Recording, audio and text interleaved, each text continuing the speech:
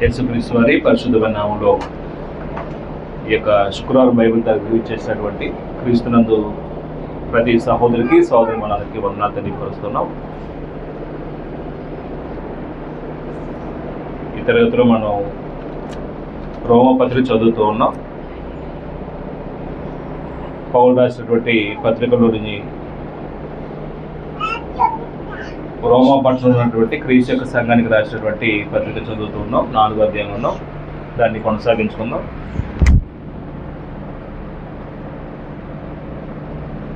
రోమా పత్రిక,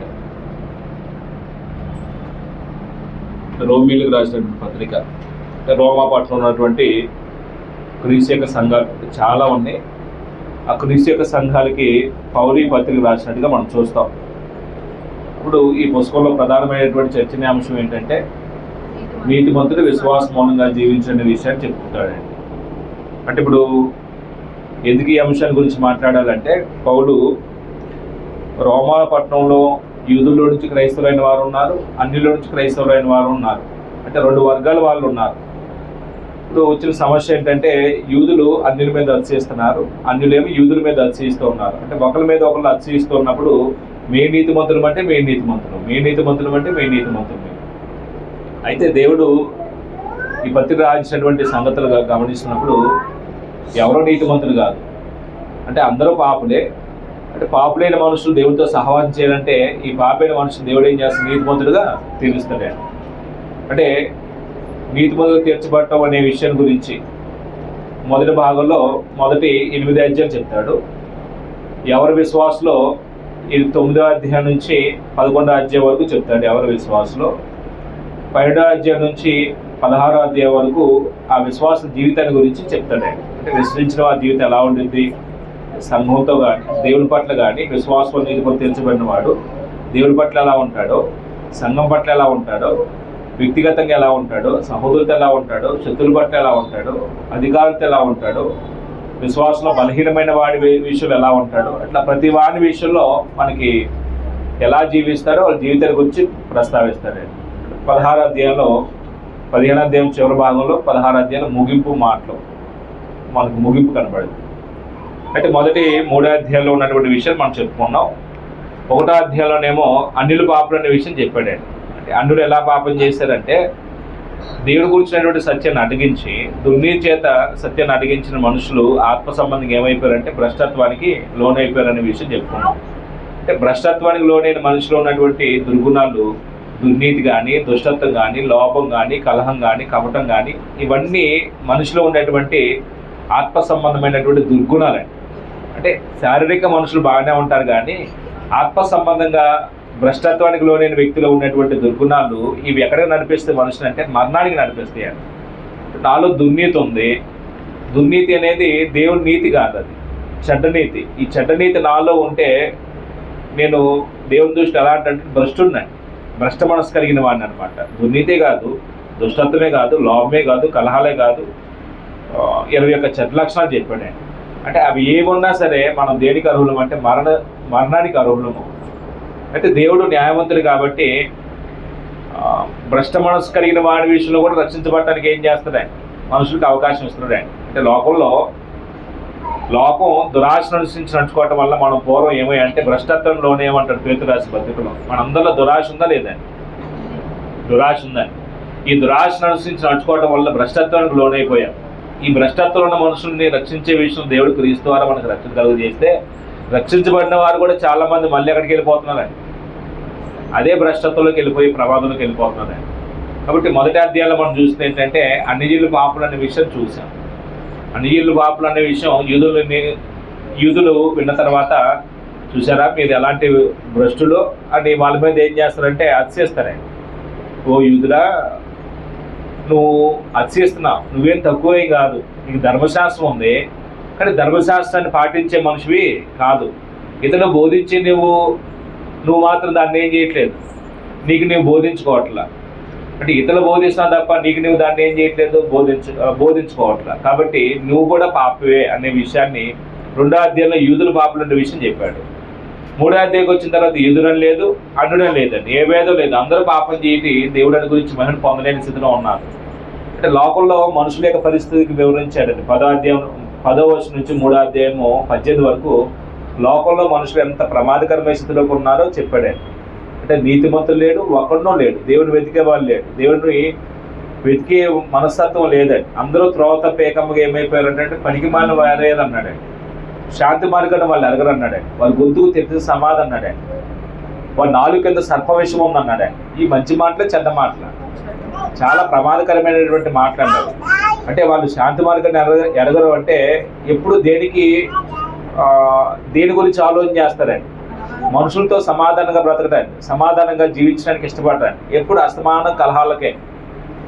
వారి కనులు ఎదుట దేవుని భయం లేదు అంటాడు చివరిగా. అంటే మనిషి అంత భయంకరంగా ఎందుకు బ్రతుకుతారంటే వాళ్ళ నాలుగు కింద సర్ప విషం ఉంది అన్నాడు. అంటే నోటి మాటలో పాముకి కూరల్లో విషం ఉందని చెప్తారు పెద్దోళ్ళు. మనిషి మాత్రం ఎక్కడ ఉందంటాడే, నిలువెల్ల విషం ఉందంటాడే పెద్దలు చెప్పే సామెత నిజమే అనుకుంటాను. అంటే మనుషుల్లో సర్పాల కన్నా ఇప్పుడు మనుషులు ప్రమాదకరం అండి. రైట్. అంటే ఈ మనుషులు ఇలాంటి పరిస్థితి ఎందుకు వస్తుందంటే వారి కనులు ఎదుట దేవుడి భయం లేదు కాబట్టి వాళ్ళు అలా బ్రతుకుతారంటే. అయితే మనుషులు అలా వదిలిపెట్టాడా దేవుడు అంటే వదిలిపెట్టల. దేవుడి యొక్క ఉద్దేశం ఏంటంటే మనిషి దేవునితో సహవాసం చేయాలి. మనం నిర్మాణం చేసుకున్న దేవుడు ఆయన పోలికని ఆయన స్వరూపాన్ని ఎందుకు ఇచ్చాడంటే తనలాగా బ్రతకాలని. పిల్లలు మీ విన్యాసాలు ఆపాలి, కుదురు కూర్చోవాలి,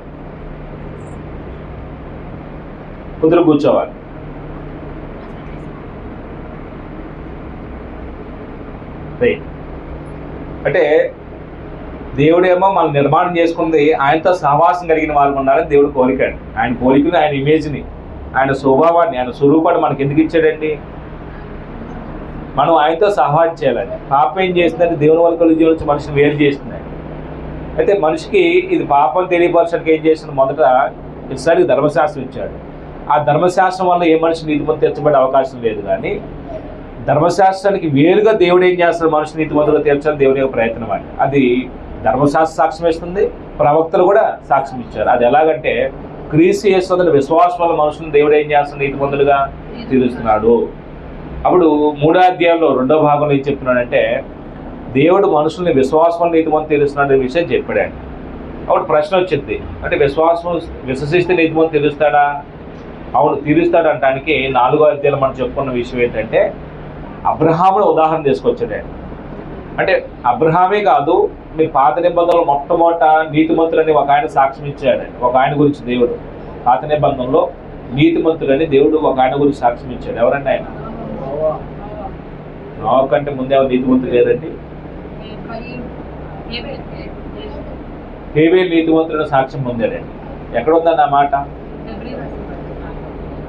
హెబ్రీ పత్రిక 13 అధ్యాయాలు ఉన్నాయి.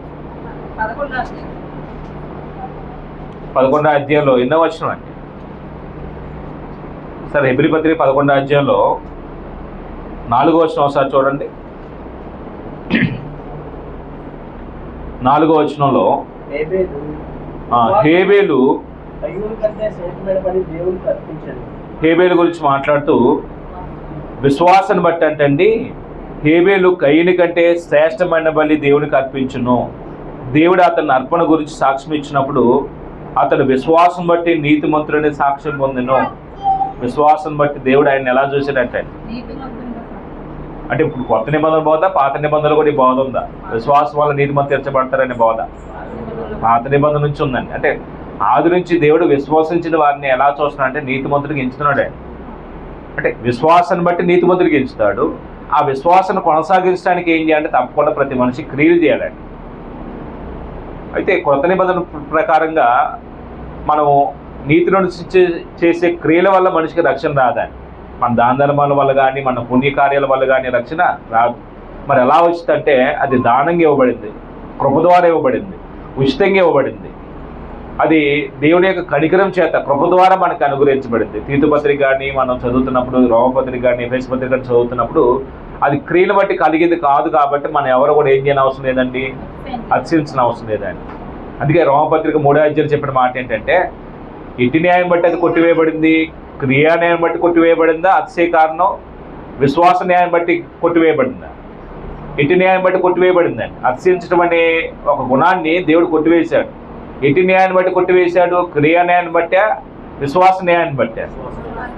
విశ్వాసాన్ని బట్టి నీతిమంతులుగా ఇచ్చాడు తప్ప క్రియలు బట్టి కాదండి. క్రియలు బట్టి అయితే నేను చేసిన క్రియలు బట్టి దేవుడు నన్ను నీతిమంతుడు అంటే అప్పుడు నేనేం చేస్తాను? నేను ఈ పనులు చేశాను కాబట్టి దేవుడు నన్ను నీతిమంతుడు అన్నాడు, నేను పోజు పడుతున్నాను. ఇప్పుడు నా క్రియలుగా దేవుడు చూస్తుంది, విశ్వాసం చూస్తున్నాడు. అప్పుడు 4వ అధ్యాయంలో మనం చూసిన విషయాలు ఒకసారి వెనక్కి వెళ్దాం. 4వ అధ్యాయంలో మనం చూసిన విషయాలు ఏంటంటే,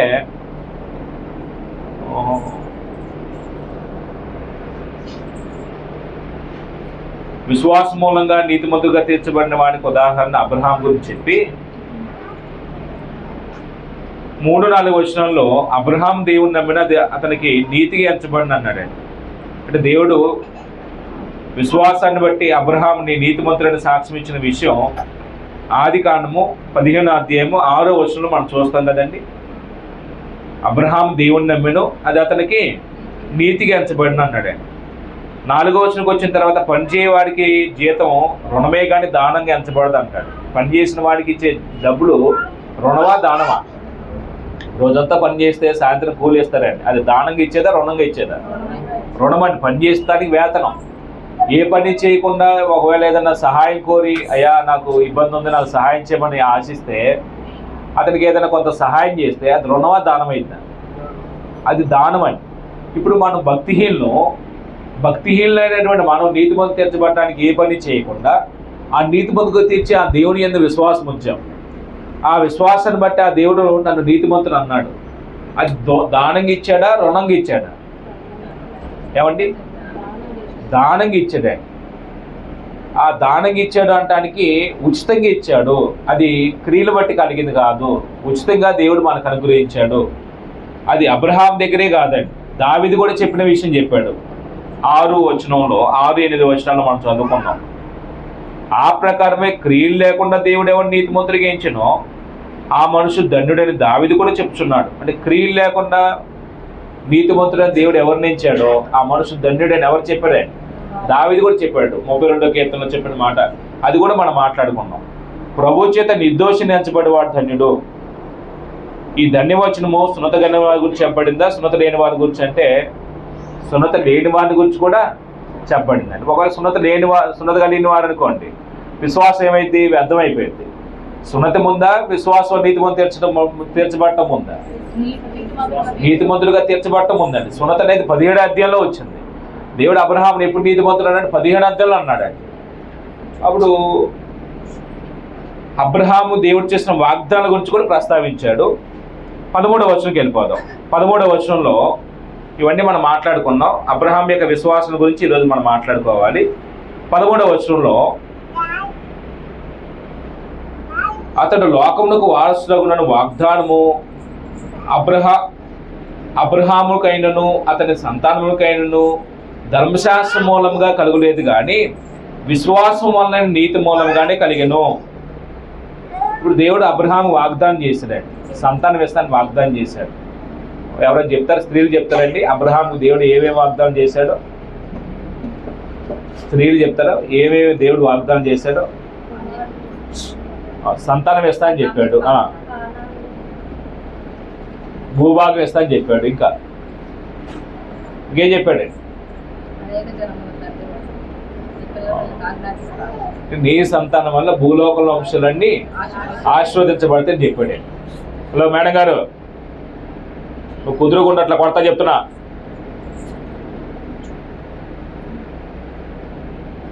నోట్లది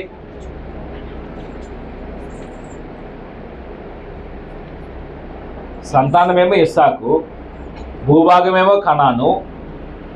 నీ సంతానం వల్ల భూలోకంలో వంశాలన్నీ ఆశీర్వదించబడతాయి అనేది అది ఇస్సాకు సంబంధించిందా యేసుప్రభువు వారికి సంబంధించిందా? ఆ వాగ్దానం యేసుప్రభువు వారికి సంబంధించింది. ఎందుకంటే ఇస్సాకు వల్ల భూలోకంలో వంశాలన్నీ ఆశీర్వదించబడవు. ఎందుకంటే వాగ్దాన పురుషుడు ఇస్సాకు అయినా సరే ఆత్మ సంబంధంగా అబ్రహాము సంతానం నుంచి దేవుడు భూలోకంలో వంశాలన్నింటిని ఆశీర్వదించండి ఎవరిని తీసుకొచ్చాడంటే యేసుప్రభువు వారిని తీసుకొచ్చాడండి. గల్తీ పత్రికలో ఆ మాట చెప్తాడు 3:19 వచనంలో.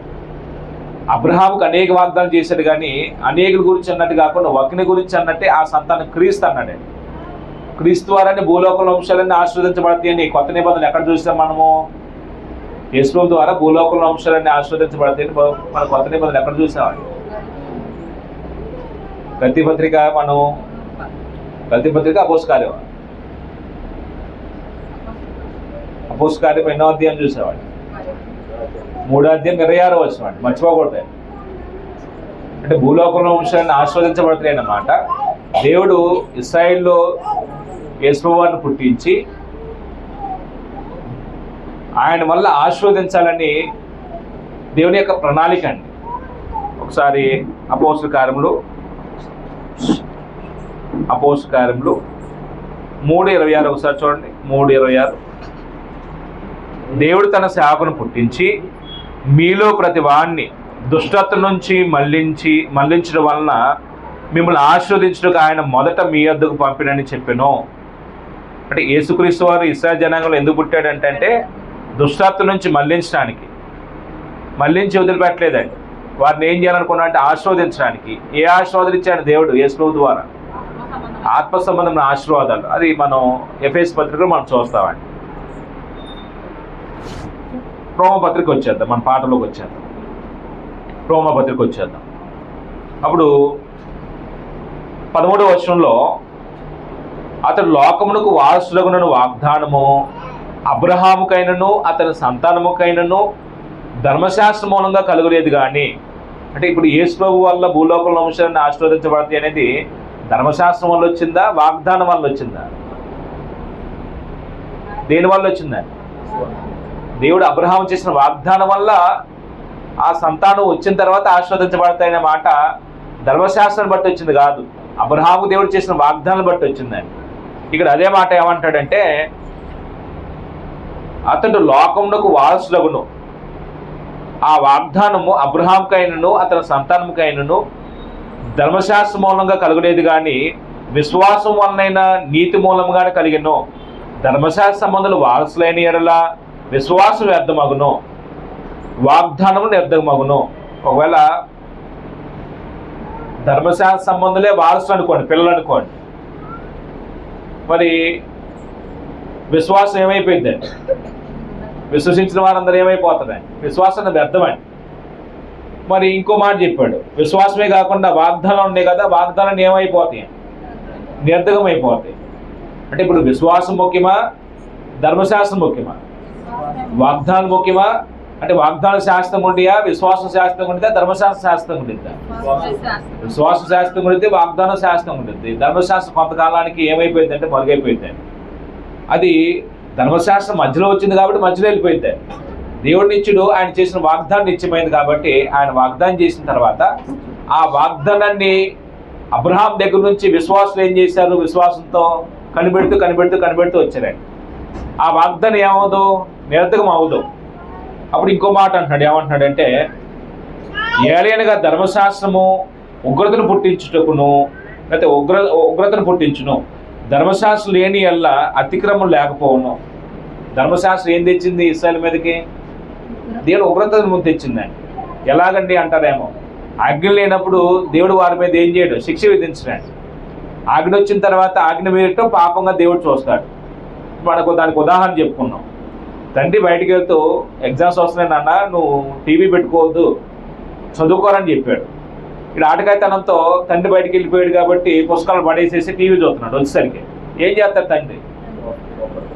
పాపంతో కొట్టేస్తాడే. ఎలా చదువుకోరని చెప్తే నువ్వు టీవీ చూస్తున్నావా, చెప్పే కదా మరి అని పనిష్మెంట్ ఇస్తాడే. ఒకవేళ తండ్రి ఆజ్ఞ ఇవ్వాల, టీవీ చూడొద్దని నేను చెప్పలా, వచ్చేసరికి కుర్రోడు టీవీ చూస్తున్నాడు, ఏమన్నా అంటాడా? పట్టించుకోడండి. ఆజ్ఞ లేనప్పుడేమో దానికి మీరటం ఉండదు, అతిక్రమం ఉండదు కాబట్టి శిక్ష ఉండదండి. ఆజ్ఞ వచ్చిన తర్వాత ఉగ్రత ఏమవుతుందండి? ఇశ్రాయేలు మీదకి ఎక్కువ వచ్చిందండి. ఇప్పుడు విశ్వాసాన్ని బట్టి ఏమొచ్చింది? ఉగ్రత వచ్చిందా, కృప వచ్చిందా? విశ్వాసం ఏం తెచ్చిందండి? ధర్మశాస్త్రం ఏమో ఉగ్రత తెచ్చింది, విశ్వాసం ఏం తెచ్చిందండి? కృప తెచ్చిందండి. అంటే రెండింటికి వ్యత్యాసం చెప్పాడు ఇక్కడ 15వ వచనంలో. ఏలైనగా ధర్మశాస్త్రం ఉగ్రతను పుట్టించును, ధర్మశాస్త్రం లేని ఎల్ల అతిక్రమం లేకపోవును.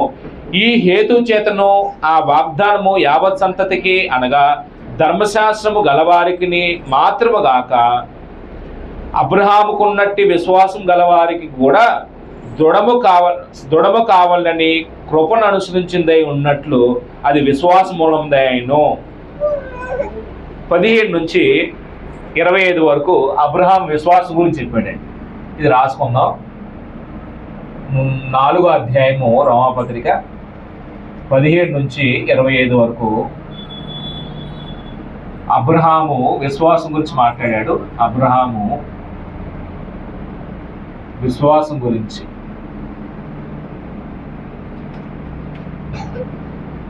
అంటే విశ్వాసం నీతిమంతుడు తీర్చబడతాడు అంటానికి ఉదాహరణ ఎవరంటే అబ్రహాం.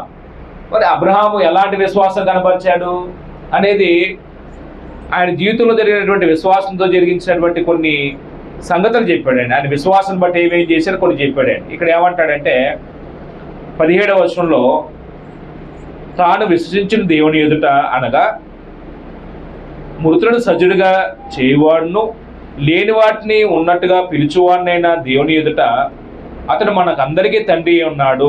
ఇందుని గురించి దేవుని గురించి అబ్రహాం ఏమని విశ్వసించాడే? అబ్రహాం విశ్వసించిన దేవుడు ఎలాంటి వాడని నమ్మాడే? అబ్రహాము విశ్వసించిన దేవుడు ఇక్కడ 2 మాటలు అన్నాడు దేవుడి గురించి. ఏమన్నాడంటే, ఒకటి మృతులను సజీవుడుగా చేయవాడును, మృతులను సజీవులుగా చేయవాడు, సజీవులుగా చేయవాడు. 2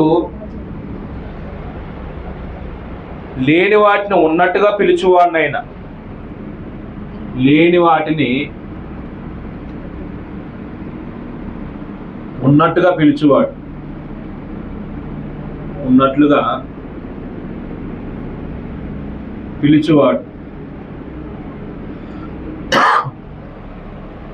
మృతులను సజీవులుగా చేయవాడు అనే మాట అబ్రహాం జీవితంలో ఎక్కడ జరిగిందండి? ఎక్కడ విశ్వసించాడు?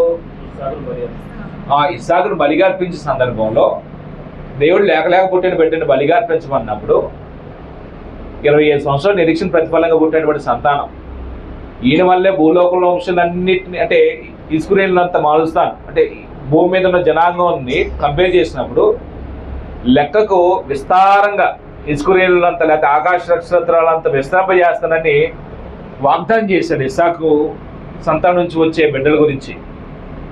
అయితే ఇక్కడ అలాంటి వాగ్దానం చేసిన దేవుడు ఆ బిడ్డను ఏం చేయమన్నాడు? చంపేయమన్నాడు. అబ్రహాం విశ్వాసం గురించి యాకోబు రాసిన పత్రిక కానీ హెబ్రీ పత్రిక కానీ చెప్పిన మాట ఏంటంటే, మృతులను సైతం సజ్జులుగా లేపగలిగిన సర్వశక్తి వారిని నమ్మి ఏం చేసినాడు? దేవుడు అబ్రహాముని పరిశోధించినప్పుడు ఆయన బలిగా అర్పించడానికి సిద్ధపడ్డాడు. ఒకసారి యాకోబు రాసిన పత్రిక 3వ అధ్యాయము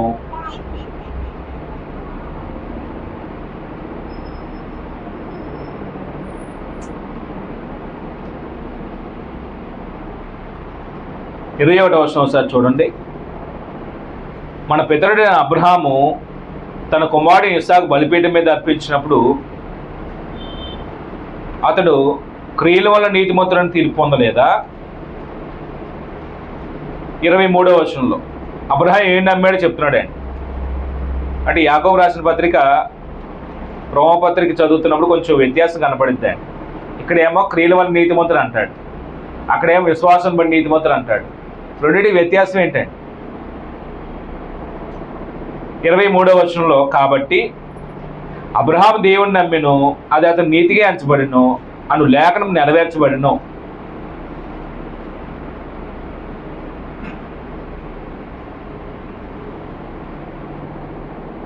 ఎవరు చెప్తారా? ఇక్కడకి రోమపత్రిక యాకోబు రాసిన పత్రిక వ్యత్యాసం ఏంటో ఏమండి? రోమపత్రికలోనేమో విశ్వాసం నీతిమంతుడు తీర్చబడతా అంటాడు, యాకోబు రాసిన పత్రికలో ఏమో క్రియలు బట్టి నీతిమంతుడు తీర్చబడతా అంటారు. రెండింటి వ్యత్యాసం ఏంటండి? విశ్వాసం ఉంది, క్రియలు ఉన్నాయి. ఏమండి చేసే క్రియలు విశ్వాసంతో చేస్తే అప్పుడు నీతిమంతులు తీర్చబడతాం, అంతేనా? అంటే రోమపత్రిక రాసింది ఎవరికి? యాకోబు రాసిన పత్రిక రాసింది ఎవరికి?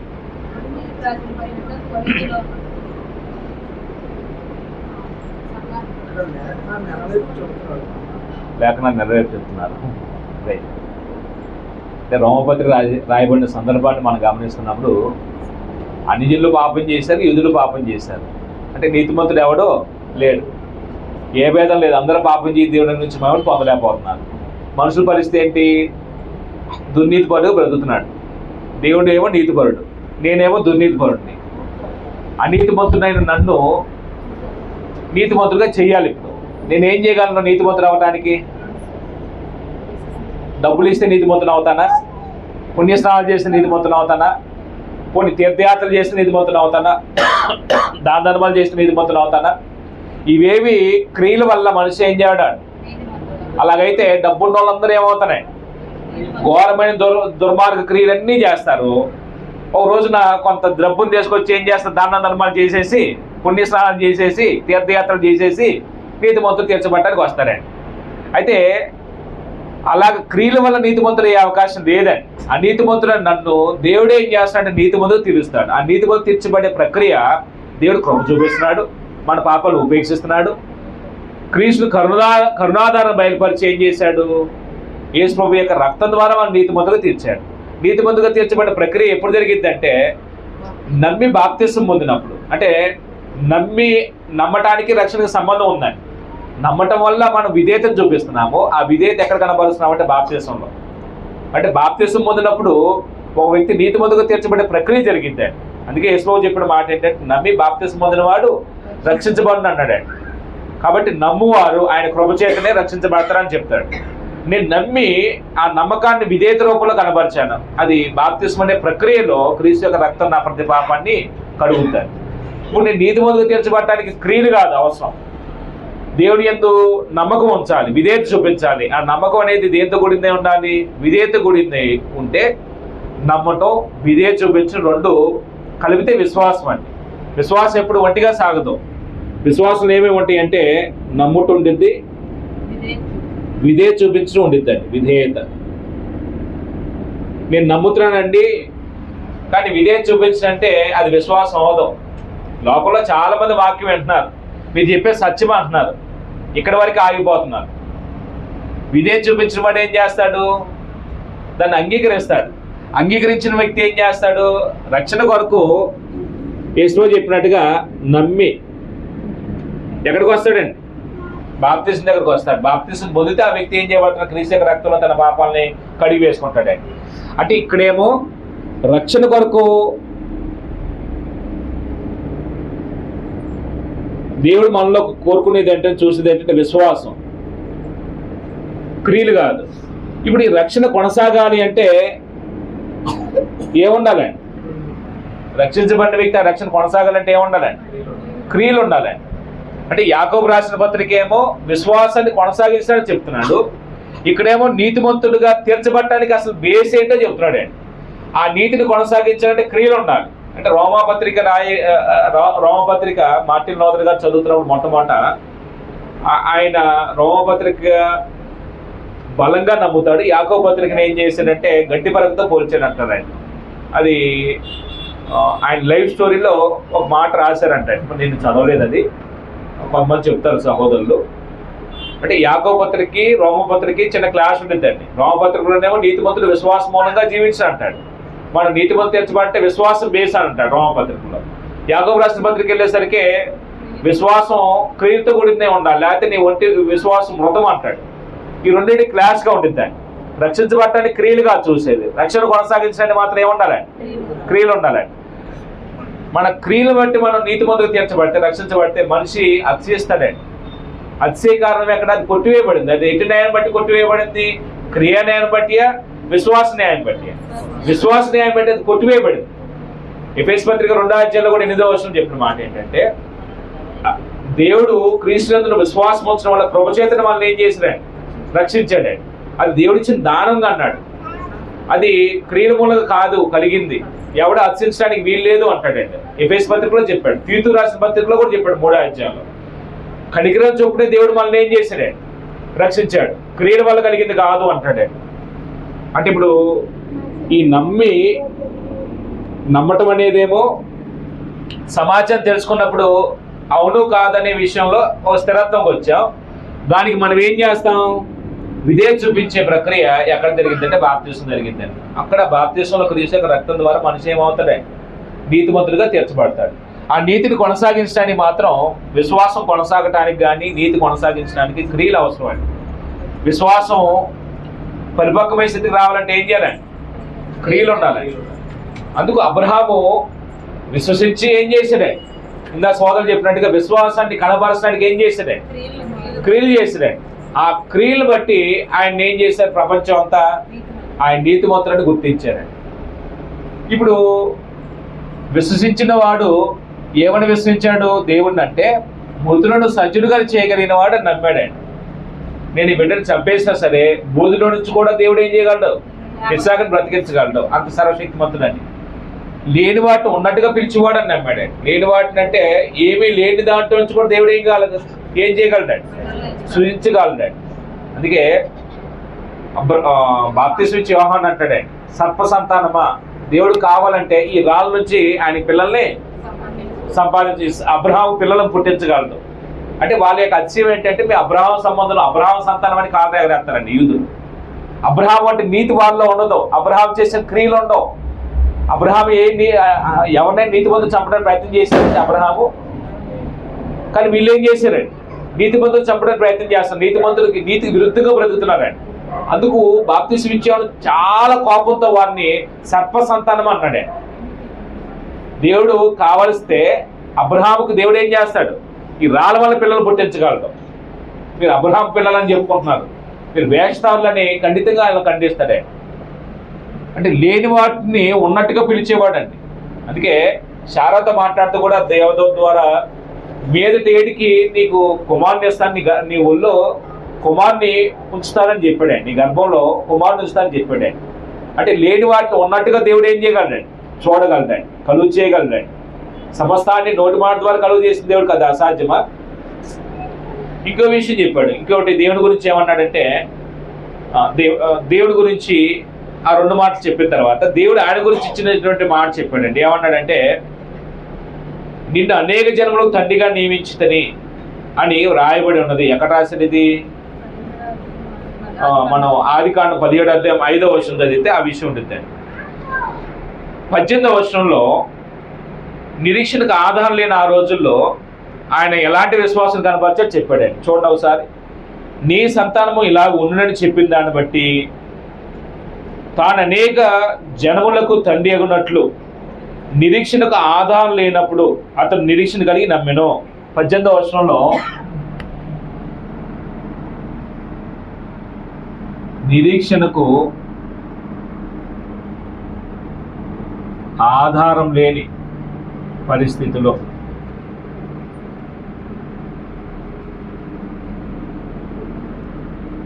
నిరీక్షించను.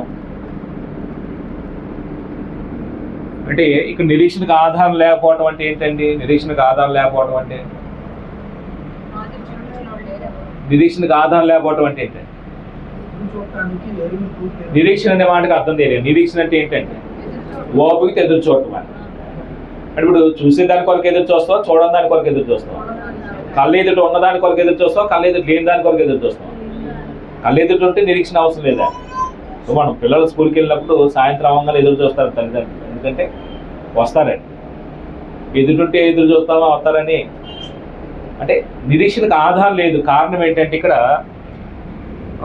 దేవుడు వాగ్దానం చేశాడు బిడ్డలను ఇస్తానని. ఎన్నో ఏంటండి, అప్పుడు వయసు 75 సంవత్సరాలు అండి, 99 సంవత్సరాలు అయిందండి, ఇంకా సంతానం లేదండి. మీదరికి ఇస్తానని చెప్తున్నాడు, మళ్ళీ మీదరికి ఇస్తానని చెప్తున్నాడు. అంటే మా వచ్చే సంవత్సరానికి ఇస్తానని చెప్తున్నాడే. ఇప్పుడు అబ్రహాం పరిస్థితి ఏంటంటే 75 సంవత్సరాల వయసులో నేను దేవుడిని నమ్మాను, దేవుడు నాకు బిడ్డలు ఇస్తాడు, ఇగో నాకన్నా ముందున్న వారు విశ్వాసంతో ఎదురు చూశారు, బిడ్డలు పొందుకున్నారు, నిరీక్షణతో చాలా సంవత్సరాలు ఎదురు చూశారు, బిడ్డలు పొందుకున్నారని ఏమన్నా నిరీక్షణ ఏమన్నా ఉందా? ఎవరిని చూడలేదండి ఆయన. ఇప్పుడు మనం పెళ్ళైన తర్వాత చాలా కాలం పిల్లలు కొట్టకపోతే ఎవరి గురించి చెప్తామండి మనం? అబ్రహాం చూడండి, విశ్వాసుల తండ్రి, గొప్ప విశ్వాసకి దేవుడు ఆలస్యంగా పిల్లలు ఇచ్చాడు. వాళ్ళ కొడుకు ఇస్సాకు చూడండి, 20 సంవత్సరాలు బిడ్డలు పుట్టాడు ఇస్సాక్కి. అలాగే హన్నా చూడు. అంటే మనం ఎవరి గురించి గట్ట చెప్పి వాళ్ళలో ఒక నిరీక్షణ పుట్టించడానికి, వాళ్ళతో విశ్వాసం కలిగించి వాళ్ళ నిరీక్షణ ఎదురు చూసే విధంగా ప్రోత్సహించడానికి ఏం చేస్తామండి? కొంతమంది జీవితాల గురించి చెప్తామండి, వాళ్ళ జీవితాల్లో దేవుడు చేసిన కార్యాల గురించి జ్ఞాపకం చేస్తామండి. అప్పుడు వాళ్ళు వినటం వల్ల విశ్వాసం కలిగింది. ఆ విశ్వాసం బట్టి ఓపిక ఏం చేస్తారండి? ఎదురు చూస్తారండి. అంటే ఇక్కడ కూడా జరిగింది ఏంటంటే, అలాంటి నిరీక్షణే లేదని అబ్రహాంకి. నేను నమ్మితే బిడ్డలు ఇస్తాడు, దానికి ఆధారం ఇదిగో ఒక వ్యక్తి ఉన్నాడు, ఒక కుటుంబం ఉంది అనడానికి అబ్రహాంకి అప్పట్లో ఏమి లేదండి. ఇప్పుడు కొన్ని వ్యాధులు వస్తాయండి, అంటే మరణకరమైన వ్యాధులు వస్తాయండి. ఆ మరణకరమైన వ్యాధి మందులు కూడా ఉందో, చచ్చిపోయారు అనుకోండి. ఒకవేళ ఏదన్నా అదే వ్యాధి చచ్చిపోయిన వ్యక్తికి వచ్చిన వ్యాధి ఇంకొకరికి వచ్చింది అనుకోండి, ఆ వచ్చిన వ్యక్తి ట్రీట్మెంట్ పొందుతున్నప్పుడు ఏ హోప్ ఉండిద్దండి ఆయనకి? ఏదైనా హోప్ ఉండిద్దా? మరణకరమైన వ్యాధి ఏదో వచ్చింది, మందులు లేవు దానికి, వచ్చి ఒక ఆయన చచ్చిపోయాడు. అదే వ్యాధి కుటుంబంలో ఇంకొక ఆయనకి వచ్చింది. ఇప్పుడు ఆయన ఏం నిరీక్షణ ఉండిద్దండి? బతుకుతా నిరీక్షణ ఉండిద్దా? ఉండదండి. ఎక్కడో ఇంకొక వ్యక్తికి వచ్చింది ఆ వ్యాధి, దానికి ఏదో ట్రీట్మెంట్ అందించారు, అది సక్సెస్ అయిందండి. ఇప్పుడు ఈయనకి ఏం నిరీక్షణ పుట్టిద్దండి? అంటే మా ఇంట్లో వాళ్ళు చచ్చిపోయినా సరే అక్కడ ఎవరికో వచ్చింది అలాంటి సింటమ్సే, అలాంటి వ్యక్తికి ట్రీట్మెంట్ చేశారు, బతికాడు అనే ఒక నిరీక్షణ, బతుకుతానని ఒక ఆశ ఉండిద్దండి. ఇక్కడ ఎటువంటి ఆశ లేని దినాలండి అది. నేను దేవుడిని నమ్మితే దేవుడు నాకు బిడ్డలు ఇస్తాడు అనే ఎటువంటి హోప్ లేదండి, హోప్లెస్ అండి. పోనీ ఆయన యుక్త వయసులో ఉన్నాడంటే మృతతుల్యమైందండి దేహం. అంటే పురుషులు కూడా ఒక వయసు వచ్చిన తర్వాత పిల్లలకనే స్టేజ్ దాటిపోయింది అనుకోండి, అప్పుడు లైంగిక వంచన ఆ కోరిక తృప్తిపరుచుకునే స్టేజ్ దాటిపోయిన తర్వాత పిల్లలు ఎలా కనగలరు? అంటే కొద్ది సామర్థ్యం ఉండాలి బిడ్డలు కనాలి అంటే. పురుషుడికి ఆ సామర్థ్యం లేకపోతే బిడ్డలు ఎలా కనగలరు? కొన్ని శారా పరిస్థితి ఏంటి? ఇక్కడ ఆవిడ కూడా మృతతుల్యమైన దేహం కలిగిందండి. ఆవిడ కూడా హోప్లెస్ అండి, పిల్లలకంటే నిరీక్షణ ఆవిడకి లేదండి. అంటే వయసుని బట్టి కానీ ఆ దేహ పరిస్థితిని బట్టి కానీ చూసినప్పుడు పిల్లలు కలుగుతారనే ఆశ లేదండి. వాళ్ళిద్దరికీ కూడాను లోకపరంగా చూస్తే బిడ్డలకు అనే ఛాన్స్ అయితే లేదండి. కానీ దేవుడికి అసాధ్యమైనది ఏముందండి? లేని వాటి ఉన్నట్టుగా పిలిచేవాడైతే దేవుడు. ఇప్పుడు అబ్రహాము ఒకవేళ పిల్లలకనే సామర్థ్యం లేకపోయినా, శారా గర్భం ఉడిగిపోయిన పిల్లలకనే పరిస్థితి లేకపోయినా, వాళ్ళిద్దరు దేహాలు మృతతుల్యమైనప్పటికీ మృతతుల్యమైన దాంట్లో నుంచి కూడా దేవుడు ఏం చేయగలడండి? సంతానాన్ని కలుగు చేయగలరా లేదా? అప్పుడు అబ్రహాం విశ్వాసం అదండి. అది వరకు నిరీక్షణకు ఆధారం లేదు, కానీ అబ్రహాం విశ్వాసాన్ని బట్టి ఏం చేశాడండి? నిరీక్షించాడండి. అప్పుడు ఇంకొద్దిగా నిరీక్షణ బలపరచడానికి ఆయన జీవితంలో జరిగినటువంటి మాటల్లో 19వ వచనం అంటున్నాడు, మరియు అతడు విశ్వాసమునందు బలహీనుడు కాక, అంటే ఆటోమేటిక్గా సంవత్సరం మీద పడే కొద్ది విశ్వాసంలో బలహీనత ఏర్పడితే బలం వస్తుందా? అంటే మన పరిస్థితి ఎట్లా ఉంటుంది అంటే అండి, మనం ప్రార్థన చేసి అడిగింది పొందుకోలేకపోతే రోజు అడుగుతాం, కొంతకాలం అడుగుతాం, కొంతకాలానికి అడగటం మానేసేస్తామండి. కారణం ఏమైందండి? అంటే ఇవ్వట్లేదంటే దేవుడు ఇవ్వడేమో అని వదిలేస్తామండి. కానీ అబ్రహాము 25 సంవత్సరాలు ఎదురు చూసాడండి. 99 సంవత్సరాల వయసులో మరుసటి సంవత్సరానికి అంటే 100 సంవత్సరాలు పుట్టాడు కదండి ఇస్సాకు. అంటే 100 సంవత్సరాల్లో సంతానం కలిగిద్దని ఎవడ ఊహించగలటం? అంటే ఎప్పుడైనా 20 సంవత్సరాల్లో ఒక్క ఆలోచనలో ఎప్పుడైనా ఒక సందర్భంలో బలహీనయ్యాడా? బలహీనైతే ప్రార్థన చేయమండి. బలహీనైతే దేవుడి మీద ఏం చేస్తాం? వ్యతిరేకంగా మాట్లాడతాం. ఎంతకాలం నేను కనిపెట్టానంటే దేవుడికి వ్యతిరేకంగా మాట్లాడతామండి. అంటే రవ్వంత కూడా ఆయనలో వ్యతిరేకత కనపడలేదండి. కొన్ని అబ్రహాం విశ్వాస కాబట్టి, విశ్వాసం తండ్రి అని ఆయన గురించి సాక్ష్యం ఇచ్చాడు కాబట్టి ధైర్యంగా ఉన్నాడు. మరి శారా పరిస్థితి ఏంటండి? ఆవిడ ఒక సందర్భంలో తప్ప ఆవిడ కూడా విశ్వాసం ఏం చేస్తుందండి? ఎదురు చూస్తుందే లేదా? ఆవిడ గురించి కూడా ఒక మాట అన్నాడు చూడండి. హెబ్రీ పత్రికలో చెప్పాడండి ఆవిడ గురించి కూడా. 11వ అధ్యాయము 8వ వచనం 10వ వచనం అనుకుంటాను. 10వ వచనం 11వ వచనం 11వ వచనం అండి. 11వ వచనంలో శారా గురించి చెప్పండి మాట ఏంటంటే, విశ్వాసం బట్టి శారయు వాగ్దానం నమ్మిను, వాగ్దానం చేసిన వాడు నమ్మదగిన వాడని క్షమించాలి. విశ్వాసం బట్టి శారయు వాగ్దానం చేసిన వాడు నమ్మదగిన వాడు. దేవుడి గురించి ఆవిడ ఉన్నటువంటి ఒక అభిప్రాయం ఏంటంటే, వాగ్దానం చేసిన దేవుడు ఎలాంటి వాడని నమ్మిందని, ఆయన నమ్మదగిన వాడని నమ్మిందని. నమ్మదగిన వాడిని ఎంచుకొని నేను గనుక తాను వయసు గతించిందైనను గర్భం ధరించుటకు శక్తి పొందిను. వయసు గతించింది అంటే పిల్లలు కనలేని పరిస్థితి. మృత తల్లిమైంది అంటే రోమపత్రికలో మనం చదవలా వచ్చినాం. బిడ్డలో కనలేని స్థితికి వచ్చేసింది. శార గర్భం ఉడిగిపోయింది, పిల్లలు కనలేని స్థితికి వచ్చేసింది. లోక ధర్మం ఆగిపోయిందండి. అంటే ఇప్పుడు స్త్రీకి ఉన్న ధర్మం పిల్లలకు అనే విషయంలో ఆగిపోతే పిల్లలను ఇంకా ఉత్పత్తి అవ్వరండి. అంటే దేవుడు అలాంటి ఉత్పత్తి లేని దిశ నుంచి కూడా దేవుడు ఏం చేయగలడండి? బిడ్డలు కలిగించగలడండి. ఆయనకు అసాధ్యమైనది ఏముందండి? అంటే ఇప్పుడు అబ్రహాములో కానీ శారాలో కానీ ఉన్నటువంటి ఒక నమ్మకం ఏంటంటే, దేవుడు సర్వశక్తిమంతుని నమ్మాడు, ఆయన శక్తిని నమ్మారు, ఆయన వ్యక్తిత్వాన్ని నమ్మారండి. ఏంటంటే ఆయన వ్యక్తిత్వం, వాగ్దానం చేసిన దేవుడు నమ్మదగిన వాడు. దేవుడు సర్వశక్తిమంతుని నమ్మినప్పుడు దేవుడు నమ్మి సందేహించేవాడు దేవుడు సర్వశక్తిమంతుని నమ్మేవాడు కాదండి. మనం దేవుడు నమ్మేమని చెప్తాం, కొన్ని సందర్భాలు సందేహిస్తామని. సందేహించి మన ప్రయత్నం మనం చేయడానికి పూనుకుంటామని, లోకంలో జరిగే ప్రయత్నాలన్నీ చేస్తామని. బిడ్డలు పుట్టకపోతే ఫలానా చోటకి వెళ్ళి మట్టి తింటే పిల్లలు పడతారని, చెట్టుకు ఉట్టి కడితే అదే ఉయ్యలేదు కడితే పిల్లలు పడతారని లోకంలో ఒక నమ్మకాలు ఉన్నాయి కదండి. అలాంటి ప్రయత్నాలు చేసేవాళ్ళు ఉన్నారు లేదా? ప్రార్థనకి వెళ్ళే వాళ్ళు కూడా మట్టి తినేవాళ్ళు ఉన్నారు. అక్కడికి వెళ్తే ఏదో మొక్కు చెల్లిస్తే పిల్లలు పడతారంటే అక్కడికి వెళ్ళి పూజ చేస్తారండి. అంటే పిల్లలు పుట్టడం కొరకు చాలా ప్రయత్నాలు చేస్తారండి. కానీ దేవుణ్ణి నమ్మవలసినంత నమ్మకపోతే అలాంటి పద్ధతులే మనం చేయడానికి ఆస్కారం ఉంటుందండి. రెండు, ఆయన నమ్మదగిన వాడు అని చెప్పాం కదా. మాట ఇచ్చిన తర్వాత దేవుడు ఏం చేయడండి? ఎప్పుడు మాట తప్పేవాడు కాదండి. 70 సంవత్సరాలు వాగ్దానం చేశాడు దేవుడు. 20 సంవత్సరాలు వారి యొక్క విశ్వాసాన్ని కనిపెట్టి 100 సంవత్సరాలకి ఇచ్చాడండి. అందుకు ఇద్దరి యొక్క విశ్వాస ఏంటంటే, దేవుడు సర్వశక్తిమంతుడు, ఆయన నమ్మదగిన వాడు, ఆయన శక్తిని నమ్మారు, ఆయన వ్యక్తిత్వాన్ని నమ్మారండి. ఇప్పుడు మన పరిస్థితి ఏంటంటే, ఆయన శక్తిని నమ్మినట్టుగా ఉంటాం కానీ నమ్మదగిన విధంగా ప్రవర్తిస్తామండి. ఆయన సర్వశక్తిమంతుడు నోటితో చెప్తాం కానీ మన ప్రవర్తనకు వచ్చేసరికి కొన్ని సందర్భాల్లో నమ్మిన ప్రవర్తన ఉంటుందండి, నమ్మని ప్రవర్తన ఉంటుందండి. ఆయన నమ్మదగిన వాడు అని చెప్తాం, మనం నమ్మదగిన విధంగానే దేవుని సన్నిధిలో ప్రవర్తిస్తామని. రెండిట్లో లోపం జరిగింది మనకి. రోమపత్రిక వచ్చేద్దాం. రోమపత్రికలో 20వ వచనంలో, అవిశ్వాసం వల్ల దేవుని వాగ్దానం సందేహింపగా, అంటే అంతకాలం ఎవరో విశ్వాసంతో ఎదురు చూడరండి.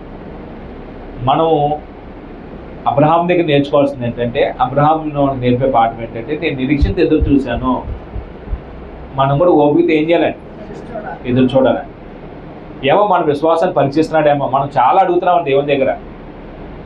ఎన్ని సందర్భాలు దేవుని దగ్గర అడిగి పొందుకోకుండా విసుకొచ్చే సందర్భాలు ఉన్నాయని మనకి ఉన్నాయా? విసుకొచ్చిన సందర్భాలు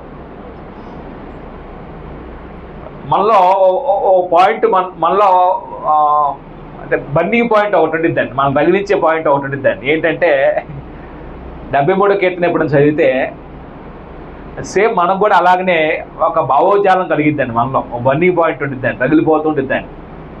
లోకంలో మనకన్నా దుర్మార్గులే వర్ధిల్లుతున్నా అనిపించింది కదా మనకి. దేవుడు నమ్మనోళ్ళే లోకంలో విచ్చడిగా బ్రతికే వాళ్ళే డెవలప్ అవుతున్నారు, వాళ్ళే బాగున్నారు, సంతోషంగా ఉన్నారు మనకన్నా అనిపిస్తా లేదండి. అంటే మనకి ఆ బాధ ఉండిద్దండి. కానీ ఒక విశ్వాసగా దేవుడి మీద ఆధారపడితే దేవుడు ఇచ్చే టైంకి ఏం చేస్తాడు? దేవుడు ఇస్తాడండి. దాని కొరకు మనం కొంచెం నిరీక్షణ ఉండాలండి. చాలా నిరీక్షణ, కొంచెం కాదు చాలా నిరీక్షణ ఉండాలండి. ఓపిక ఎదురు చూడాలండి. వెళ్ళిపోదాం. అప్పుడు సందేహంకి ఏం చేశాడంటే, ఆయన దేవుని మహిమపరిచి ఆయన వాగ్దానం చేసిన దాన్ని నెరవేర్చుటకు సముద్రం రూఢిగా విశ్వసించి విశ్వాసం వల్ల బలం నొందెను. విశ్వాసం బట్టి ఆయన ఏం చేసినా బలం నొందాడు. అంటే అవిశ్వాసం అయితే బలహీనపడతాడు. ఎంతకాలం ప్రార్థన చేయాలి? ప్రార్థన చేసినా మాకు జరగట్లేదు కదా, దేవుడు మాకు ఏం చేశాడు ఉపకారం, దేవుడు మాకు అన్యాయం చేశాడు, ఎక్కడా మాకు కలిసి రావట్లేదు అని నిష్ఠూరంగా మాట్లాడిన సందర్భాలు ఎక్కడా లేవండి. మన జీవితంలో చాలా సందర్భాలు ఉన్నాయి నిష్ఠూరంగా మాట్లాడిన సందర్భాలు. ఆయన బలహీనుడు కాకుండా దేవుడు మహిమపరిచి వాగ్దానం చేసిన దాన్ని నెరవేర్చుటకు సముద్రం రూఢిగా విశ్వసించు. రూఢి అంటే దృఢంగా, ఖచ్చితంగా దేవుడు చేస్తాడు, నిశ్చయంగా దేవుడు చేస్తాడు అని రూఢిపరుచుకున్నాడు. అంటే వాగ్దానం చేసిన దేవుడు నమ్మదగిన వాడు, వ్యక్తిత్వ పరంగా ఇచ్చే విషయంలో ఆయన అలాంటి వాడు, సర్వశక్తిమంతుడు. ఈ రెండు నమ్మారండి. శారా నమ్మింది, అబ్రహాము నమ్మాడండి. శారా ఒక్క సందర్భంలో మాత్రం బలహీనపడిందండి. అయితే 22వ వచనంలో అందుచేత అతనికి నీతిగా ఎంచబడిను అన్నాడండి. అంటే ఇలాగా వాగ్దానం చేసిన దేవుడు నమ్మదగిన వాడని ఒక దృఢమైన నిశ్చయతతో నిరీక్షణతో ఎదురు చూస్తున్నప్పుడు దాన్ని కూడా దేవుడు ఎలా చూశాడండి? నీతిగా. అంటే విశ్వాసం మనలో నిరీక్షణ పుట్టిస్తుంది. ఆ నిరీక్షణతో అబ్రహాం ఏం చేశాడండి? బిడ్డల కొరకు ఎదురు చూశాడు. దేవుడు ఆ ఎదురు చూపటాన్ని, ఆ నిరీక్షణని, విశ్వాసాన్ని బట్టి నిరీక్షణ కలిగి ఉంటాన్ని ఏమన్నాడంటే నీతిమంతుడని ఆయన్ని ఎంచాడండి. అది అబ్రహాంకైనా అలాగే ఎదురు చూస్తే, అలాగే విశ్వాసాన్ని బట్టి కనిపెడితే నీతిమంతుడు అంటాం అందరికన్నా. అది ఇప్పుడు చెప్తున్నాడండి. 23వ వచనంలో 22లో ఏమన్నాడు? అందుచేత అది అతనికి నీతిగా ఎంచబడినని చెప్పి 23వ వచనంలో అది అతనికి ఎంచబడినని అతని నిమిత్తం మాత్రము కాదు కానీ, అంటే అబ్రహాము మాత్రమే కాదు అలాగే నీతిగా ఎంచబడటం అనేది. విశ్వాసంతో నిరీక్షణ కలిగి ఎదురు చూసినప్పుడు, దేవుడు ఇస్తాడని నమ్మి దృఢమైనటువంటి నమ్మకం కలిగి ఉన్నప్పుడు ఆయన నీతిమంతులని దేవుడు సాక్ష్యం ఇచ్చినది ఆయనకి మాత్రమే వర్తించేది కాదు. అలాగే విశ్వాసం ఎవరికైతే ఉందో వాళ్ళకి అందరికీ సంబంధించిన మాటగా చెప్తున్నానండి. ఇప్పుడు 24వ వచనంలో మన ప్రభువైన యేసు, లేకపోతే మన ప్రభువైన యేసును మృతుల్లో నుండి లేపిన వాని యందు విశ్వాసం ఉంచిన మనకును ఎంచబడినని మన నిమిత్తము కూడా వ్రాయబడెను. ఇప్పుడు ఎక్కడ తీసుకొచ్చాడు? అబ్రహాం దగ్గర నుంచి మన దగ్గర తీసుకొచ్చాడండి. అబ్రహాం ఏం నమ్మాడు? వాగ్దానం చేసి దేవుడు నమ్మదగిన వాడు అని రమారమి 100 ఏళ్ల వయసు గల వరకు ఎదురు చూసి సంతానాన్ని పొందుకున్నాడు నిరీక్షణతో. విశ్వాసం ఆయన ఏం చేసిందంటే నిరీక్షణ కలిగే విధంగా బ్రతికించింది. ఇప్పుడు మనం ఎవరి యందు విశ్వాసం ఉంచితే, ఎవరి యందు నిరీక్షణ కలిగి ఉంటే మనం నీతిమంతులుగా ఎంచబడతామో మన దగ్గర తీసుకొచ్చాడండి. 24వ వచనం అంటున్నాడు, మన ప్రభువైన యేసును మృతుల్లో నుండి లేపిన వాని యందు విశ్వసించిన మనకును. ఎవరైనా మన ప్రభువైన యేసును మృతుల్లో లేపింది తండ్రి అయిన దేవుడే. అంటే దేవుని యందు విశ్వాసం ఉంచినటువంటి మనం, విశ్వసించినటువంటి మనమును లేకపోతే మనకును ఎంచబడినని మన నిమిత్తం రాయబడిను. అంటే క్రీస్తునందు విశ్వాసం ఉంచడం వల్ల దేవుడు మనల్ని కూడా ఏం చేశాడు? అలాగా నీతిమంతుడుగా తీర్చాడు. అప్పుడు 25వ వచనం అంటున్నాడు, యేసు ఎందుకు అప్పచెప్పబడ్డాడో చెప్తున్నాడు. ఆయన మన అపరాధ నిమిత్తం అప్పగించబడెను, మనం నీతిమంతులుగా తీర్చబడ్డకి ఆయన లేపబడెను. యేసు ప్రభు ఎందుకు వరకు అప్పగించబడ్డాడంటే మనం చేసినటువంటి అపరాధముల కొరకు ఆయన అప్పగించబడ్డాడు. మనం చేసినటువంటి ప్రతి పాపము ఆయన మీద మొయ్యలేని భారంగా వేయబడిందండి. మన పాపాలకు వెలయ్యే శిక్షను ఆయన ఏం చేసిరండి? ఆ భారాన్ని భరించాడండి. మనకు రావాల్సిన సమానార్థమైన శిక్షను ఏం చేసిరా? ఆయన భుజాన వేసుకున్నాడండి. ఆయన నలుగొట్టబడ్డాడండి. ఆయన స్వరూపం లేకుండా, సొగసే లేకుండా ఆయన వ్యసనాక్రాంతులు అయిపోయాడండి. మన కొరకు వ్యాధిని అనుభవించేవాడు అయిపోయాడు. ఒక మాట చెప్పాలంటే, పాపం చేస్తే నేనైతే, దుర్నీతి బంధకాలు కూరుకుపోయింది నేనైతే, ఆ బంధకాల నుంచి విడుదల చేయడానికి దేవుడు నాకు రావాల్సినటువంటి భారాన్ని మరొక వ్యక్తి మీద మోపాడాడు, యేసు ప్రభు మీద మోపాడాడు. యేసు ప్రభు మన అపరాధాల కొరకు చనిపోయాడు. మళ్ళా వస్తాడు యేసు ప్రభు వారు, వస్తాడండి.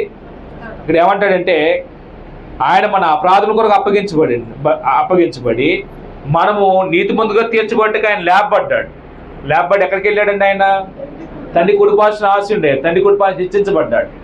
ఆయన మహిమను అంటే ఒకవేళ మరలా యేసు ప్రభు వస్తాడనే ఒక నిరీక్షణ ప్రతి క్రైస్తవ నిరీక్షణ ఉంది.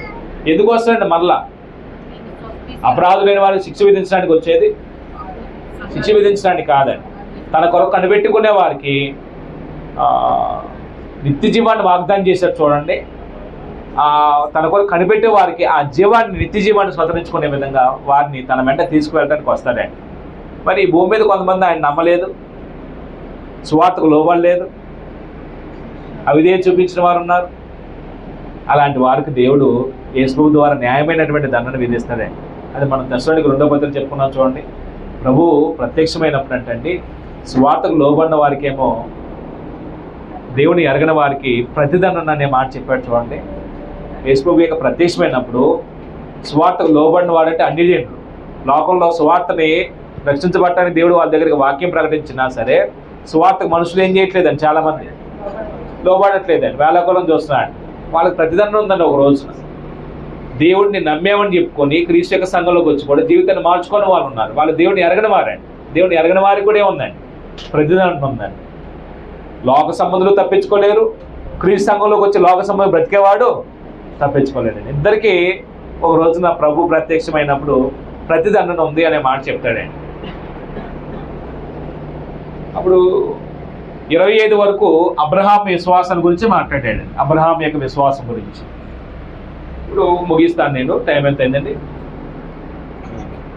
అబ్రహాము విశ్వాసం ఎంతమందిని ప్రభావితం చేసిందండి అంటే, ఇప్పుడు అబ్రహాం విశ్వాసం నీతిమంతులు తీర్చబడ్డ వ్యక్తులు బెస్ట్ ఎగ్జాంపుల్ అబ్రహాంను పరిచయం చేసి అధ్యాయంత అబ్రహాం జీవితాన్ని మనకి ఆయన జీవితంలో జరిగిన సంగతులు విశ్వాసం ఏం చేశారు చెప్పి ముగించాడు. అయితే ఒక చిన్న ప్రశ్న ఏంటంటే, ఈ అబ్రహాం విశ్వాసం ఎంతమందిని ప్రభావితం చేసిందండి? అబ్రహాం జీవితం, ఆయన విశ్వాస జీవితం, అబ్రహాం జీవితం అంటే ఆయన విశ్వాస జీవితం ఎంతమంది ప్రభావితం చేసిందండి?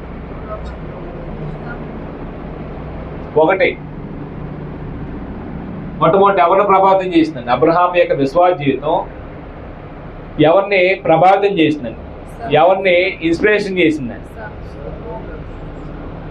ఎప్పుడు ఇసాకు వచ్చాడా? అంటే ఇస్సాక్ కంటే ముందు ఎవరిని ప్రభావితం చేయలేదండి అబ్రహాము? ఎవరండి? మొట్టమొదట తన భార్యనండి. అబ్రహాంకి ఏ విశ్వాసం ఉందో అబ్రహాం భార్య అనేటువంటి శారాకి అదే విశ్వాసం ఉందండి. విశ్వాసం లేకుండా ఇల్లు వదిలిపెట్టి రాదండి ఏ భార్య కూడా. సొంత ఊరిని, ఆస్తిని, సౌభాగ్యమైనటువంటి సంపన్నమైన స్థితిని, బంధుబలగాన్ని మొత్తాన్ని వదిలిపెట్టి కట్టుబాటులతో ఒకవేళ బయటికి రమ్మంటే ఏ స్త్రీ రాగలదండి? లే, నీ దేశాన్ని విడిచిపెట్టు, నీ బంధువులు వదిలిపెట్టు, నీ తండ్రిని వారిని వదిలిపెట్టు, నేను నీ దేశం వెళ్ళిపోవాలంటే అబ్రహాం చెప్పిన దేవుడు, అబ్రహాములో ఆ విశ్వాసం ఉంది, అబ్రహాం వచ్చేసాడు. అదే విశ్వాసం ఎవరిలో ఉంటే రాగలరండి? తన భార్యలో ఉందండి. అంటే అబ్రహాం విశ్వాసం తన భార్యని శారాని ప్రభావితం చేశాడండి. ఇంకెవరిని ప్రభావితం చేశాడు అబ్రహాం? తన దాసుని ఎలియాజును ప్రభావితం చేశాడండి. ఇంటి పుట్టి దాసుడుగా అలవర్చబడిన వారు కొంతమంది ఉన్నారండి. పనివారు ఉన్నారు కదండి, 3318 మంది ఇంటి పుట్టి అలవర్చబడిన వారు అనే మాట చెప్పాడు చూడండి. అక్కడ తర్వాత వద్దాం. లేకపోతే ఎలియాజునండి, ఎలియాజును ప్రభావితం చేసింది. ఎలియాజు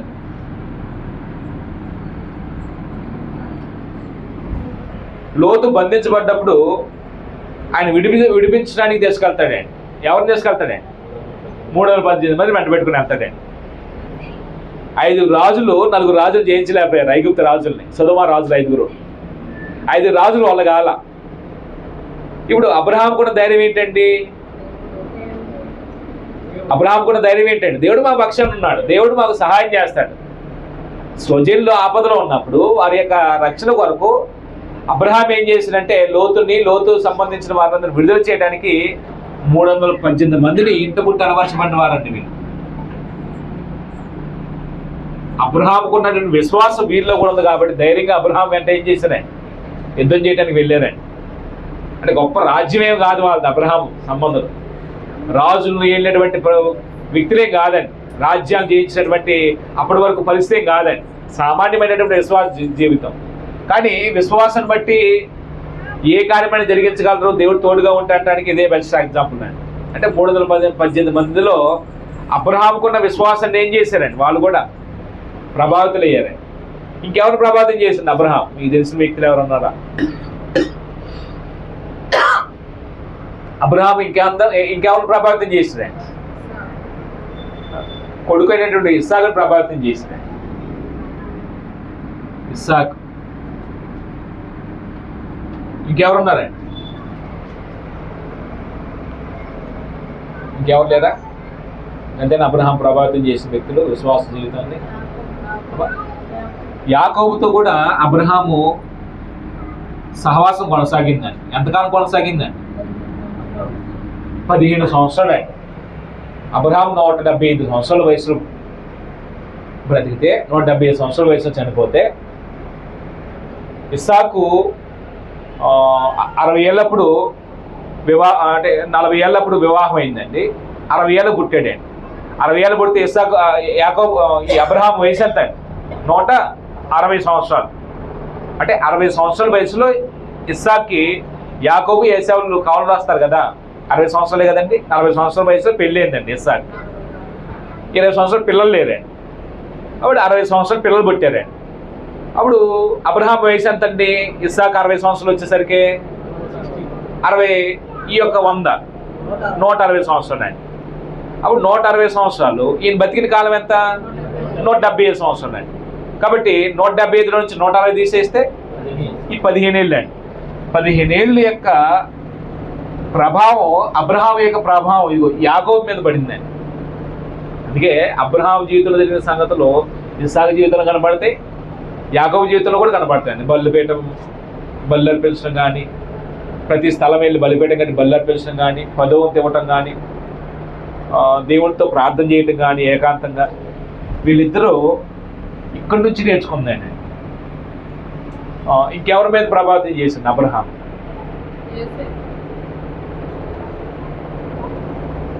ఇంకెవరు లేదా? అంటే భూమి మీద ఉన్న విశ్వాసం అందరికీ దేవుడు అబ్రహాంని ఒక గీటరాయి పెట్టి, అబ్రహాం వంటి విశ్వాసం ఉంటేనే మీరు విశ్వాసులు, అబ్రహాం లాంటి విశ్వాసం లేకపోతే మనల్ని విశ్వాసులుగా దేవుడు గుర్తింపడవుడండి. ఇప్పుడు మనల్ని ప్రభావితం చేయట్లేదు అబ్రహాం విశ్వాసం. అంటే భూమి మీద ఉన్న విశ్వాసం అందరం ఒకవేళ విశ్వసిస్తే విశ్వాసులందరినీ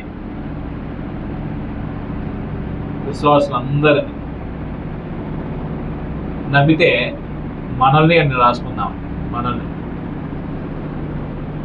అందుకు దేవుడు అబ్రహాం గురించి ఇచ్చిన సాక్ష్యం ఏంటంటే, ఒక వచనం చదివి ముగించుకుందాం. ఆదికాండము 18వ అధ్యాయము 19వ వచనంలో దేవుడని యెహోవా ఆయన గురించి సాక్ష్యం ఏంటంటే, ఆయన ఎలాంటి వాడైతే ఇతను ప్రభావితం చేయగలడు.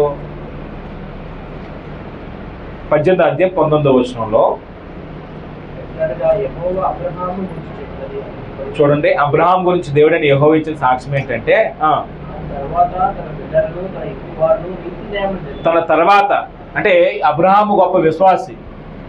ఆయన బుద్ధులు సజ్జుడుగా లేపగలిగిన సర్వశక్తిమంతుడు నమ్మాడు, లేని వాటిని ఉన్నట్టుగా పిలిచేవాడని నమ్మాడు, మొత్తతుల్యమైనటువంటి తమలో నుంచి దేవుడు సంతానాన్ని కలుగు చేయగలడని నమ్మి రమారమి 100 ఏళ్ల వయసులో పిల్లలు కన్నాడే, పిల్లలు పుట్టారండి.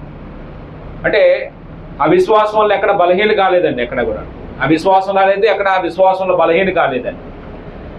అప్పుడు బిడ్డలు పుట్టకుండిపోయే విశ్వాసంతో బ్రతికే జీవిత దినాల్లో అబ్రహాం గురించి దేవుడిచ్చిన సాక్ష్యం ఏంటంటే, ఆయన గురించి ఎట్టనగా యెహోవా అబ్రహాం గురించి చెప్పింది, అతని కలుగు చేయనట్లు తన తర్వాత తన పిల్లలను తన ఇంటి వారును నీతి న్యాయములు జరిగించు యెహోవా మార్గము గైకొనుటకు అతడు వారికి ఆజ్ఞాపించినట్టు నేను అతన్ని ఎరిగి ఉన్నాను నేను. అంటే అప్పుడు అబ్రహాము నీతి న్యాయం జరిగిస్తూ తన పిల్లల్ని తన ఇంటి వారిని కూడా నీతి న్యాయం జరిగించాలని ఆజ్ఞాపించే స్థాయిలో ఉన్నాడని దేవుడని యెహోవా ఎవరి గురించి సాక్ష్యం ఇస్తున్నాడే? అంటే ఎవరు ఆజ్ఞాపించగలరండి? నేను ముగిస్తాను, పాఠం అయిపోయిందండి, మనం రోమపత్రిక అయిపోయింది. అబ్రహాం జీవితం ముగింపుకి వచ్చేసరికి అబ్రహాం ఎంతమంది ప్రభావితం చేశారో చెప్పుకున్నామండి. అంటే కొన్ని నేను రాశానండి. చాలామంది ఉన్నాను అబ్రహాం జీవితం మనం పాత నిబంధన చదువుతున్నప్పుడు చాలామంది యొక్క ప్రభావం అంటే చాలామంది ప్రభావితం చేశాడు. అయితే ఆయన గురించి దేవుడు ఇచ్చినటువంటి సాక్ష్యం ఏంటంటే, అబ్రహాము నీతి న్యాయం అనుసరించి నడుచుకోవచ్చు. నీతిగా బ్రతికేవాడు, న్యాయంగా బ్రతికేవాడు ఏం చేస్తారంటే ఇతరులు ప్రభావితం చేస్తారండి.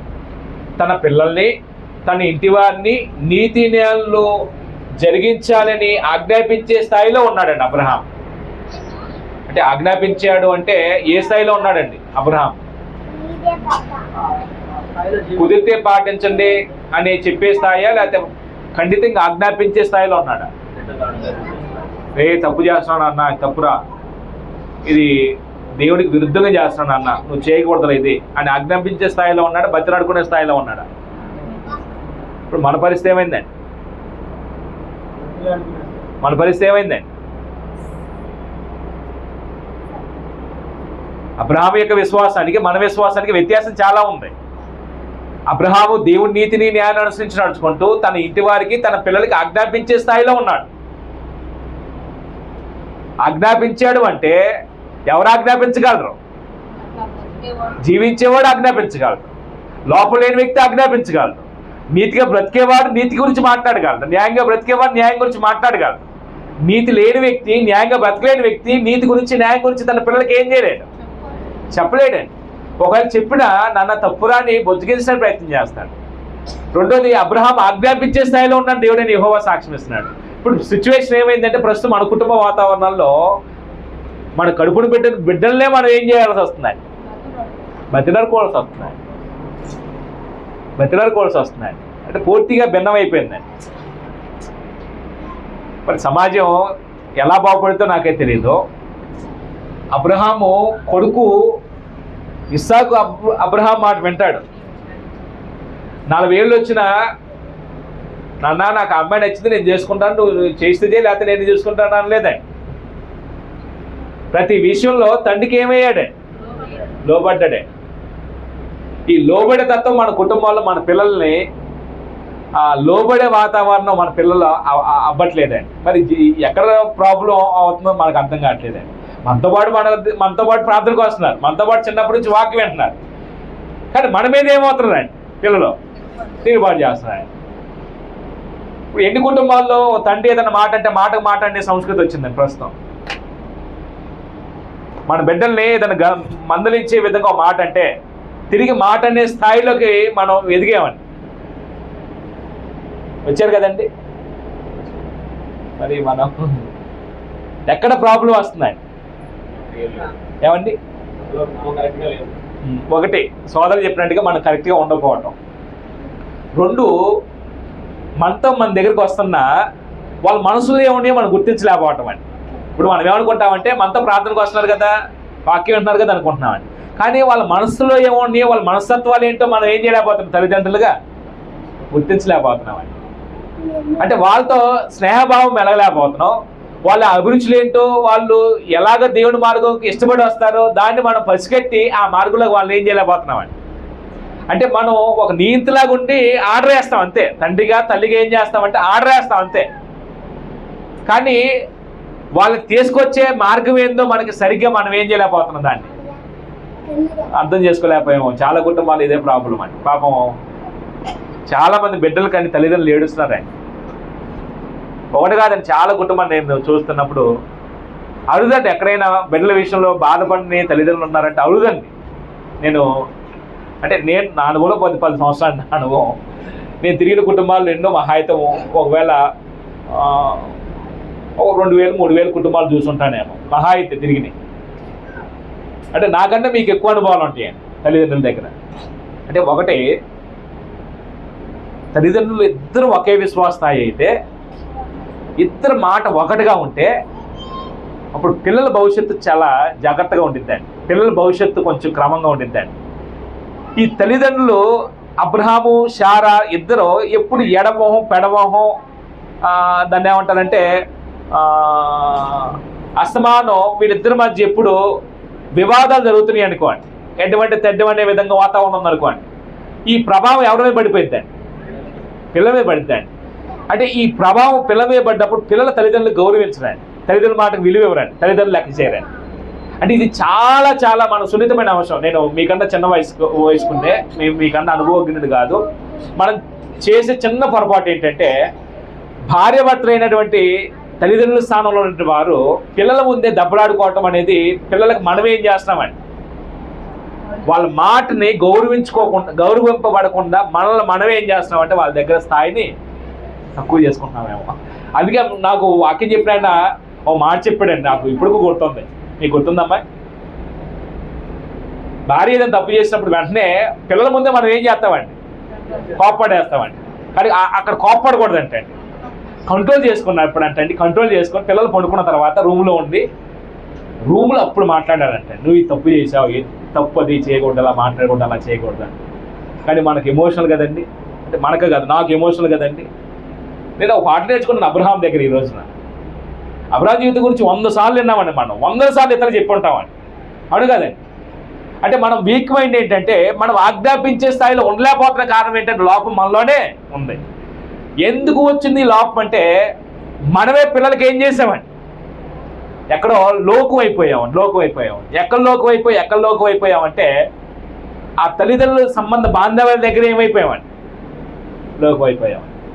అంటే కొంచెం భార్యాభర్తలు గౌరవించుకునే సాంప్రదాయం ఉంటే, ఒకరి మాట ఒకరు విలువించుకునే సాంప్రదాయం ఉంటే పిల్లలు ఏం చేస్తారండి, అమ్మ మాట గౌరవిస్తారు, నాన్న మాటని గౌరవిస్తారు. అమ్మో నాన్న అమ్మ ఇద్దరు ఒకటే, వేరు కాదు. అంటే ఇప్పుడు మనం తండ్రికి అద్దించినప్పుడు ఏం చేస్తామంటే తల్లి ఎన్నోరు మీద ఊరుకోండి ఎప్పుడు మన పిల్లలు అంటారని ఏం చేస్తామండి మనం తెలియక.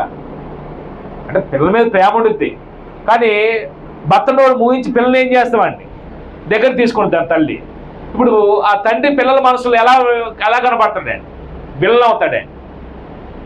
పిల్లల్లో ఆ తండ్రిని ఏం చేస్తారండి, వ్యతిరేకిస్తారండి. అది మనకు తెలియదండి.